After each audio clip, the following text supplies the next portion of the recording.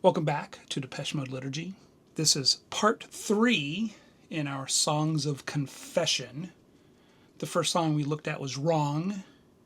This idea that we've all sinned and fall short of the glory of God. Like every single one of it. There's none righteous, no, not one.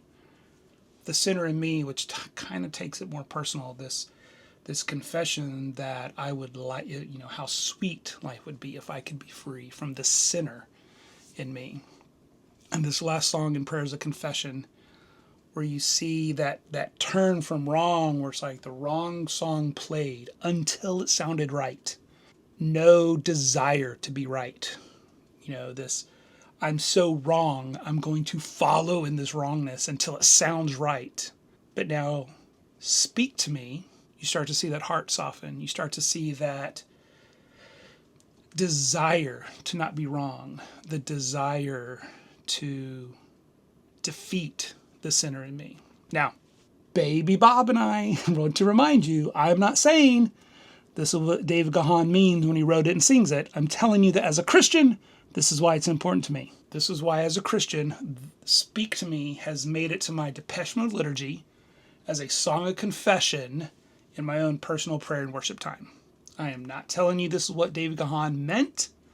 I am telling you why it's important to me, so don't come at me. This song is a little different. It is the first time we're looking at a song written by David Gahan. I think Speak to Me plays really, really nicely as the follow-up song to The Sinner in Me. Because The Sinner in Me, there's this desire of, again, if I could just hide the sinner inside and keep him denied, how sweet life would be if I could be free from the sinner in me.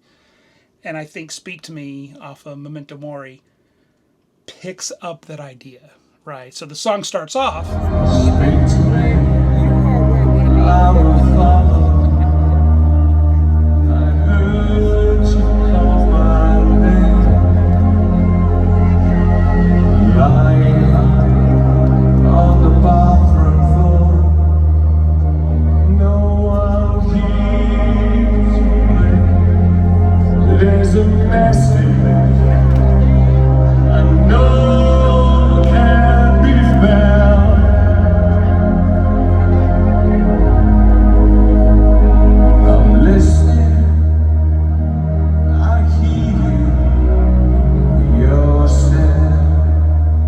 I know it's very cliche, and I feel like I'm going to lose a lot of you with this one, but I feel like this is a very lyrical way of talking about that whole idea of hitting rock bottom.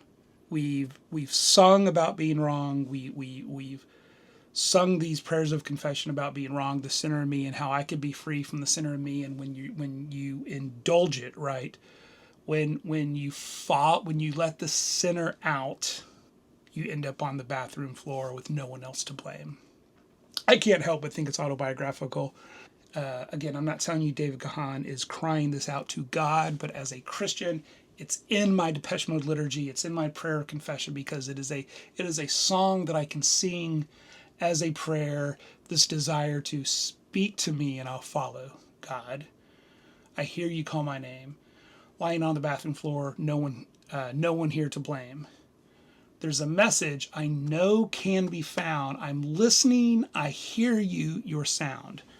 This desire to connect, this desire for someone else to come and help.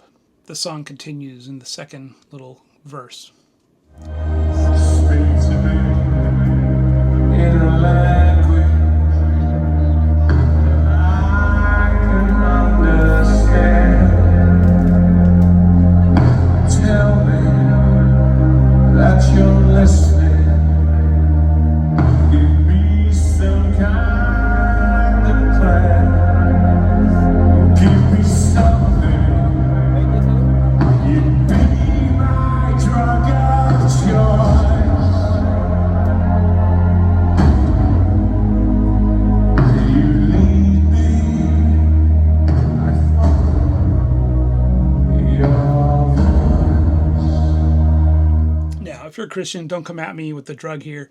Again, I can only assume this is at least somewhat autobiographical. David Gahan's been very open about his past drug use, the times that he's flatlined and has been dead and has been resuscitated. I can only assume that bathroom floors related, this change, give me some kind of plan, give me something, be my drug of choice. Now, this is a very biblical way to talk about a relationship with God. In the New Testament, we're told to not be drunk with wine. Instead, don't be under the influence of wine. Instead, be under the influence of the Holy Spirit. I'm not telling you that's what David Kahan means here.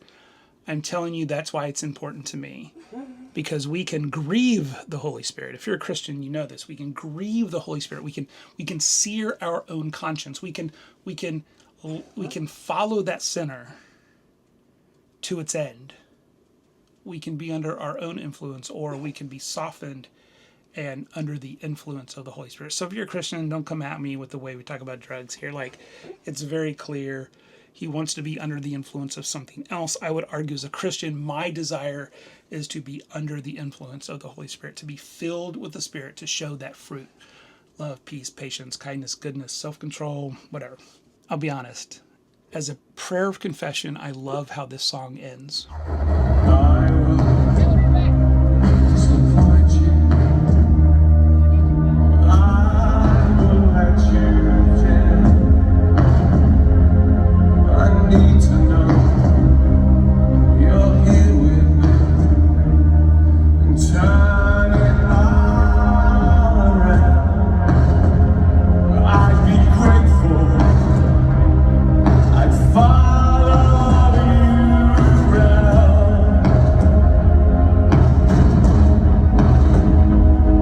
I'm listening. I'm here now. I'm found. I love that there's this sense of hope and there's this acknowledgement that I want this other thing, right? Speak to me. I don't want to be on the bathroom floor. I want to be under the influence of something. I want a change in my life, but I will disappoint you and I will let you down. I love it so much because it's so true. This is one of those things where might be a little deep for a video on why Depeche Mode's part of my liturgy. I can't let God down. In the Christian faith, my sins are forgiven. Like, the idea is my sins are forgiven. Past, present, current. Jesus died once for all the sins. Positionally, eternally, spiritually, I'm good. We believe that as Christians, that profession, that crossing over from the kingdom of darkness into the kingdom of light, from being wrong to being right, not right like I'm right, you're wrong, but righteous. I'm wrong and sinful to righteous, imputed unto me as righteousness. Bunch of Romans and Hebrews.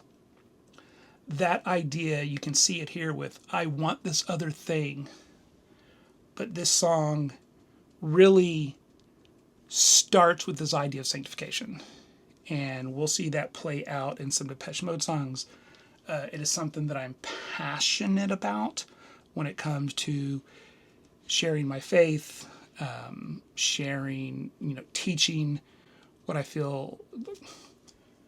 It comes up a lot, sharing my own faith and in my own teaching, because there's this idea of salvation, this once for all kind of thing, but this idea of sanctification, becoming more like Christ, which is in the new year, like I got to do it, like, subscribe, do all the things. But in the new year, I'll be releasing a weekly Jesus Stories series, where if we're told to be Christ-like, we have to know what Christ was like. And I'm just going to look at each of the stories and not deal with what he taught, but deal with what he was like. To talk about what he did. But in our walk, we're going to stumble. We're going to theologically, I don't think I can disappoint God, but I understand the point of this. I'm going to fail. I'm going to stumble. I'm going to work out my salvation in fear and trembling. I'm going to grow in my maturity. I'm going to grow in my conformity into the likeness of Christ. And I love that idea here. And again, disappointment, let down, a little strong for the theological, like a strictly theological view of this. But I think it fits. I can grieve the Holy Spirit. I wouldn't say I disappoint the Holy Spirit, because the Bible doesn't say that. I wouldn't say I let down the Holy Spirit, because that's not how the Bible describes it. But the Bible describes it as we can grieve the Holy Spirit by our actions, which I think is summarized in this song really well with "I will disappoint you and I will let you down. I need to know you're here with me. Turn it all around. I'd be grateful. I'd follow you around. I'm listening. I'm here now." And it ends with this, "I'm found." Speak to Me is a beautiful, first of all, it's just a beautiful song. Like I've said on a couple of videos, please don't hate me.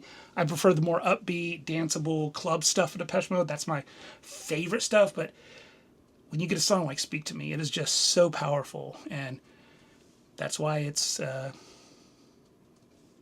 part of my Depeche Mode liturgy. It's why it's the last song in my songs of confession. These songs that I sing to God, wrong, the sinner in me, speak to me, before we move into songs of conversion. And yeah, it's almost cliche. Like I almost feel bad with the next song because it's personal Jesus. Come back.